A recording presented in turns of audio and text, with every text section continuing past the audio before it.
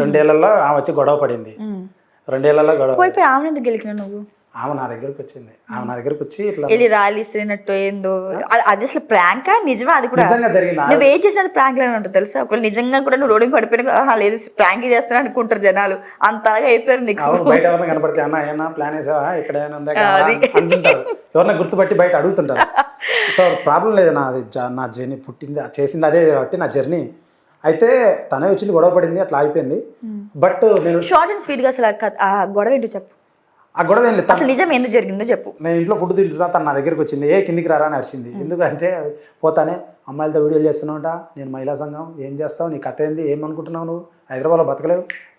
పక్క పిలిచింది, వేరే అతను వచ్చాడు. వాళ్ళిద్దరి మధ్య మా ఇద్దరు కొంచెం డబ్బులు లేకపోతే నేను బతకలేవు, నేను ఎలా పొలిటీషియను, సంబంధం మహిళా సంఘం అది ఇది అని బాగా బెదిరించింది. నేను అంత మాట్లాడిన తర్వాత నేను 2-3 మాటలు మాట్లాడాను. నీకు ఎందుకు అంటే తప్పు మాట్లాడాలా, ఎదురు మాట్లాడతారు కదా అట్లా, ఎందుకు ఇవ్వాలి, ఎవరు నువ్వు, ఏం డిఫెండ్ చేసుకున్నావు అంతే. దేని తను నన్ను ఇక్కడ ఇదే పొజిషన్ ఎట్లా కొట్టింది. తన వెనకాల ఒక ఎత్తు వాడు కొట్టాడు. 2 సార్లు గమ్ముకున్నా. 3వసారి మళ్ళీ కొట్టింది. 3 దెబ్బలు పడ్డాయి నాకు, గమ్ముకున్నా. 4వసారి వాడు చేయెత్తాడు. ఇద్దరిని వేస్తే ఇద్దరు కింద పడ్డారు. అదే విషయం తనతో పాటు వచ్చిన వాళ్ళు వీడియో రికార్డ్ చేశారు. వాళ్ళే ఫేస్బుక్ లో పెట్టుకుని వాళ్ళే అల్లరి చేశారు. అదంతా అందరికీ తెలుసు జనాలకి. వాట్ హ్యాపెన్ అదే జెన్యూన్గా అదే జరిగింది. తనకు సంబంధించిన మనిషి అయినా తనకు సంబంధించిన ఎవరిని కూడా నేను ఏమి చేయలేదు. అండ్ దాని ప్రాంక్ అదే రియల్ స్టోరీ దట్ హ్యాపెన్. దానివల్ల నాకు కొంచెం మైలేజ్ వచ్చింది. చాలా ఛానల్స్ లో తెలిసింది, ఇంటర్వ్యూలు ఇచ్చాయి ఇమీడియట్ గా అందరికి. అంటే అందరూ వచ్చి మైకులు పెట్టారు, ఏమైంది సార్ అని. అప్పుడు జరిగింది ఇది సార్ అన్న.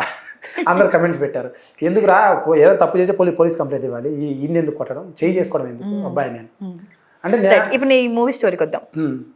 అసలు ఏం అంటే నీకు ఏం అవగాహన ఉండి వచ్చాను నువ్వు అసలు అడుగు పెట్టావు? నీకు డైరెక్షన్ తెలుసా, మ్యూజిక్ గురించి తెలుసా, లేకపోతే స్క్రీన్ ప్లే తెలుసా, కాస్టింగ్ క్రూ తెలుసా, మేకప్ నుంచి ఇది తెలుసా? అసలు నీకు మూవీ గురించి ఉన్న అవగాహన ఏంటి? బేసిక్గా నేర్చుకున్నాను. పోను కథను బట్టి ప్రతి ఒక్క విషయాన్ని అప్డేట్ అవుతూ నేర్చుకుంటూ ఉంటాము. బేసిక్గా నేర్చుకుని ఈ సినిమా మొదలుపెట్టాను. నేర్చుకునే ప్రాసెస్లో చాలా నేర్చుకున్నాను, తీసే ప్రాసెస్లో చాలా నేర్చుకున్నాను. అదే చిన్న సినిమాలు చాలా చిన్న సినిమాలు పనిచేసాను, పేరు కూడా పర్లేదు.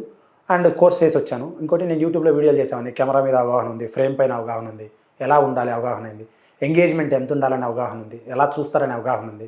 ఇప్పుడు ప్రతి వారం సినిమాలకు వెళ్తాము, కమర్షియల్ సినిమా, డబ్బులు వచ్చే సినిమాలకి. దీనికి ఎలా డబ్బులు వస్తున్నాయి, దీన్ని ఎందుకు ఎక్కువ ఆదరణ పొందుతుంది, డబ్బులు వస్తున్నాయంటే ఆదరణ పొందు, పీపుల్ లైకింగ్ ఇట్. సో అలా అన్నీ ఆలోచించుకొని ఏం నడుస్తున్నాయని ఆలోచించి నేను లారీ అని కథ రాసుకోవడం జరిగింది. అప్పుడు తీయడం అనేది ఏంటంటే మూవీ ఎంత ఇంపార్టెంటో టైటిల్ మోస్ట్ ఇంపార్టెంట్. అసలు మూవీకి వెళ్ళేది కూడా టైటిల్ చూసే 99% కూడా. మరి ఈ లారీ అని పెట్టినావు, అసలు జనాలు లారీయే కదా అని లైట్ తీసుకోరా? తీసుకోరు. ఆ టైటిల్ కూడా కొత్తగా మాసీగా ఉంది కదా, లారీ అంటేనే మాసీ టైటిల్ అండ్ సాలిడ్గా ఉందని అర్థం అని నేను అనుకోవడం. సో ఇందాక అడిగిన క్వశ్చన్ కి కంటిన్యూ ఇది. సో ఈ లారీలో నేను విన్న రూమర్ అండ్ ఒక పర్సన్ కి ఇచ్చిన ఇంటర్వ్యూ తర్వాత నాకు ఆ పర్సన్ నాతో మాట్లాడిన తర్వాత నాకు ఇచ్చిన ఈ క్లూ అనమాట. కరాటే కళ్యాణిని రీప్లేస్ చేసి సేమ్ ఒక క్యారెక్టర్ని ప్రాస్టిట్యూట్ లాగా లారీలు వెళ్ళేటప్పుడు ఆపే ఒక క్యారెక్టర్ని పెట్టినవని విన్నాం. లేదు అది ఎంతవరకు నిజం? ఆ క్యారెక్టర్ ఉంది, ఆవిడ కాదు అది. క్యారెక్టర్ అయితే ఉంది, అది స్టోరీలో అలా రాసుకున్నాము. అంటే like what we happen story. ఇప్పుడు లారీ రోడ్డు మీద వెళ్తూ ఉంటుంది, ఆ సీన్లే వస్తాయి. డాబా కాడ గొడవ, రోడ్డు మీద యాక్సిడెంట్, కొంతమంది ఎవరన్నా ఆపి డబ్బులు అడగడం, పోలీసు వాళ్ళు చెక్ చేయడం, లారీ కథలో ఎలాంటివి వస్తాయి సీన్స్. అట్లా రాశాను తప్ప completely wrong thing. Right. So prank star గా చేసినప్పుడు జీవితం గోస్ ఆన్, అందుకే పెద్ద టెన్షన్ లేదు. చేసుకున్నప్పుడే అది కంటెంట్ వస్తుంది, డబ్బులు నువ్వు చేసిన చేయకపోయినా కూడా నీ రెవెన్యూ అలాగే స్థిరపడి ఉంది కాబట్టి. But coming to movie field, so movie field అనేది నువ్వు చెప్పినట్టు ఇందాక నుంచి నేను ఆట పట్టిస్తాను కానీ ఇట్స్ నాట్ అ చిన్న మాట. చాలా స్ట్రగుల్స్ పడాలి, చాలా ప్రాబ్లమ్ ఫేస్ చేయాలి.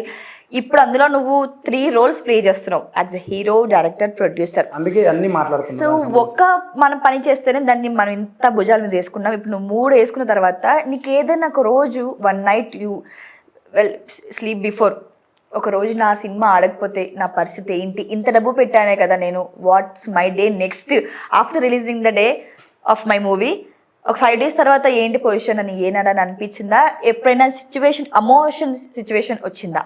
అది ఇప్పుడు మనం పెద్ద స్థాయిలో బిల్డప్ కొడుతూ కార్లలో తిరుగుతూ అట్లా ఉండి ఇది లేకపోతే మళ్ళీ బతకలేమనే భయం ఉండే అటువంటి ఆలోచన ఉండే వాళ్ళకి. నేను అట్లా లేను.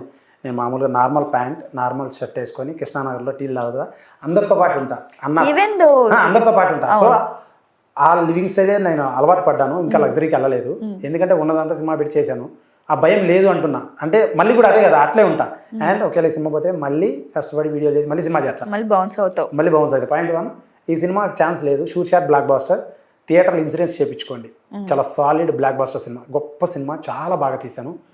డబ్బులు రాకపోవచ్చు, కారణాలు రిలీజ్ వ్యవస్థ మీద చాలా డిఫరెంట్ థింగ్స్ ఉంటాయి. పెద్దవాళ్ళు రిలీజ్ చేస్తే వ్యాస్ట్ స్కేల్లో డబ్బులు వస్తుంది, మనం రిలీజ్ చేస్తే మనకు కలెక్షన్స్కి అదొక ఇన్ఫ్రాస్ట్రక్చర్, వీ కాంట్ ప్రిడిక్ట్. వచ్చిన కాడికి వచ్చినా నాకు no problem, I will do one more film with the money what I have, వచ్చిన దాంట్లో అలా అనుకుంటున్నా. నేను రిగ్రెట్ అవ్వట్లేదు. యాక్చువల్లీ ఇంకో విషయం ఏంటంటే, నేను వర్కహాలిక్ పర్సన్, కష్టపడే వ్యక్తిని, పని చేయడం అంటే నాకు చాలా ఇష్టం. I enjoyed everything doing this. ఇప్పుడు దీనికోసం రామగుండం మైనింగ్కి వెళ్ళాం, రామగుండం మైన సింగరేణి సైడ్, అక్కడ షూటింగ్ చేసాం. I enjoyed, I seen that casting, అక్కడ ఓపెన్ క్యాస్ట్ మైనింగ్లో ఏం చేస్తున్నారు వాళ్ళందరూ టెక్నీషియన్స్ అన్నీ చూసాం. సో ఐ లవ్ ఎవ్రీథింగ్, నేర్చుకున్నాను. అక్కడ బాంబులు వేలుస్తున్నారు, వేడి, కళ్ళలో దుమ్ము పడుతుంది. అదే వికారాబాద్ అడవుల్లో షూట్ చేశాము, మా శ్రీశైలం అడవుల్లో పోయాము, ట్రావెలింగ్ చేసాము, మ్యూజిక్లో ఎన్ని ఉంటాయో అన్ని నేర్చుకున్నాము. తర్వాత పోస్టర్స్ ఎలా డిజైన్ చేయాలి, చాలా నేర్చుకున్నాం. అయితే పబ్లిసిటీ డిజైనింగ్ ఎలా చేయాలి, మైండ్ సెట్ ఎలా ఉంటుంది, ఆడియన్ మైండ్, ఏ సినిమా, ఒక లాయర్ ఎలా చూస్తారు, ఒక డాక్టర్ ఎలా చూస్తారు సినిమాని, ఒక చిన్నపిల్లలు ఎలా చూస్తారు, పెద్ద సినిమాలు ఎలా వెళ్తున్నాయి, చిన్న సినిమాలు ఎలా వెళ్తున్నాయి, కొన్ని సినిమాలు ఎందుకు ఆడట్లేదు, ఇవన్నీ psychology. And it's learning process. So I enjoy doing all this, I learn so much of this, చాలా నేర్చుకున్నాను ఇందులో. అందుకని ఐ డోంట్ రిగ్రెట్ అనమాట. పోతే పోనీ, నో ప్రాబ్లం, బట్ వస్తుంది, ఇంకో సినిమా తీస్తా. అండ్ వన్ ఫైన్ డే నేను లాంగ్విటీ చాలా ఆలోచిస్తున్నా, లాంగ్విటీ చాలా రోజులు ఆలోచిస్తున్నా, ఒక రోజులో అయిపోవాలని అట్లా. సో నాది ఏదో రోజైనా నాకు ఒక మంచి పేరు వస్తుంది, అది చూస్తారు, ఏదో ఒక రోజు చూస్తారు. బాత్రూంలోనో, వంట రూమ్లోనో, కిచెన్లోనో, ఫ్లైట్లోనో, ఏడో చోట కూర్చొని ఏదో ఒక రోజు నాది స్కూల్ అయితే ఆ రోజు చూస్తారు, రే ఇది ఏదో చేశారు అని అప్రిషియేషన్ ఇస్తారు నాకని నేను అనుకుంటున్నాను. అంత బాగా చేశాను నేను. సో మూవీ ప్రమోషన్స్ ఇప్పటికి కూడా మనకి తెలుగు ఇండస్ట్రీలో జరుగుతున్న విషయం ఏంటంటే, ఇప్పుడు వచ్చిన అప్కమింగ్ హీరోస్, అంటే ఆల్రెడీ ఫేమ్డ్ ఉన్న హీరోస్ కూడా మన పాత హీరోస్ లైక్ చిరంజీవి గారు, బాలకృష్ణ గారు, నాగార్జున గారిని ప్రమోషన్స్ తీసుకొస్తున్నారు. Like we saw Vijay Deverakonda for Family Star Chiranjeevi గారిని. సో అలా నీ మూవీస్కి ఏమైనా పెద్ద హీరోలు ప్రమోషన్ తీసుకొస్తున్నావా? ప్రెస్ మీట్స్ ఏమన్నా అవి కూడా జరుగుతున్నాయా, లేకపోతే లేదు నా బడ్జెట్లోనే నేను చిన్న ఇంటర్వ్యూస్ ఇచ్చుకుంటూ అవే చేస్తున్నానా అని జరుగుతుందా? ఇంటర్వ్యూస్ చాలు మేడం, పెద్దవాళ్ళు యాక్సెస్ లేదు, ఉంటే తొడక రావాలనే కోరిక నాకు ఉంటుంది, 10 రూపాయలు వస్తుంది వాళ్ళ వల్ల. బట్ వాళ్ళు వచ్చిన సినిమాలు కూడా అందరూ వచ్చినామన్న ఆడదాని కూడా లేదు, నాకు యాక్సెస్ లేదు మెయిన్. అండ్ చాలా చిన్నవాడిని నేను, ఇండివిజువల్గా వెళ్తున్నా. ఎవరన్నా వచ్చి నా భుజం మీద చేసి పదరా కష్టం అర్థం అంటే నో ప్రాబ్లం.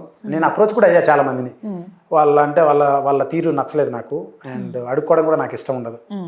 నేనే యూట్యూబ్లో చేసుకున్నాను. ఇప్పుడు నా భుజం ఇంత పెద్ద సినిమా చేసినాక, ఆయన భుజం వేసినాక ఆయన వల్ల హిట్ అయింది అన్నారు అనుకో, క్రెడిట్ మొత్తం అక్కడికి వెళ్ళిపోతుంది. పోతే పోనీ, నో ప్రాబ్లం, వచ్చిన క్రెడిట్ నో. కానీ సపోర్ట్ చేయట్లేదు కదా. నేను మేనేజర్లు చాలా మందిని అడిగాను, ఎవరు అప్రోచ్ అవ్వట్లేదు, హెల్ప్ చేయట్లేదు. సో నో ప్రాబ్లం, ప్రజల దేవుళ్ళు అండి, సమాజమే దేవాలయం, ఎన్టీఆర్ గారు చెప్పినట్టు. So one word about overall movie. Shoot shot block buster, 3 hours non stop commercial family action drama, never before ever after. 3 బీర్లు దాగినంత దమ్ము వస్తుంది నా సినిమా చూస్తే. ఈ సినిమా ఎందుకు చూడాలని అంటారంటే, హీరో తన తీరు, మాట, యాక్షను, తన గోలు, తన స్పోర్టివ్నెస్, సాధించాలనే తపన, ఇవన్నీ హీరోలో కనపడతాయి. ఎంటర్టైన్మెంట్ కూడా ఉంది, ఫన్ ఉంది, ఎమోషన్ ఉంది, కామెడీ అన్నీ ఉన్నాయి. అండ్ 3 బీర్లు తాగితే 800 రూపాయలు ఖర్చు, 800, 1000 రూపాయలు. నా సినిమా ఖర్చు 80 నుంచి 150 రూపాయలే. 800 ఎంత ఉంటాయి బీరు, అంత అలవాట్లేదు, నాకు తెలియదు. బట్ ఆ రేట్లో ఉంటాయి. నా సినిమా 150 నుంచి 80 నుంచి 150 రూపాయల టికెట్. చూడండి, ఎవరైనా జీవితంలో ఏమైనా సాధించలేదు అంటే, ఏదన్నా మనం వెనకబడినామంటే, డిప్రెషన్లో ఉంటే, వాచ్ లారీ చాప్టర్ 1. అంత దమ్ము ఉంది, అంత మోటివ్ ఉంది సినిమాలో అని. సో రాయలసీమ నుంచి మెనీ మోర్ ఇంతమంది యూట్యూబ్ వ్లాగర్స్ వచ్చారంటే, వాట్ నాట్ ఒకడా ఇద్దరా. సో అందరు ఈ ట్రాక్ లో రాలేదు, బట్ నువ్వు ఒక్కడివే ఎందుకు ఈ ట్రాక్ ఎంచుకున్నావు? అదే నేను సినిమా చేయాలనుకున్నా, అంటే ముందు నుంచి ఉన్న కళని ఇప్పుడు నెరవేర్చుకున్నావు. అంతే, ఇది ఒక దారి వచ్చింది అంత తప్ప. నేను యూట్యూబ్ చేయాలని అంటే, ఉదాహరణ నాకు యూట్యూబ్ చేసిన తర్వాత ఒక fine day I got some idea, why can't we start a big business, big YouTube channel, ఒక న్యూస్ గీస్ అన్ని పెట్టేద్దాం మనం, పెద్ద టీవీ ఛానల్స్ లాగా వచ్చింది. With the money I have, నాకు ఆ పొద్దు 1 crore దాకా ఉండే, ఆ మనీతోనే I could have been started. But what happen, వదిలేసాను. ఈ 1 crore అంటే మీరు చెప్పే లక్షలు, క్రోర్స్ కూడా ఓన్లీ యూట్యూబేనా?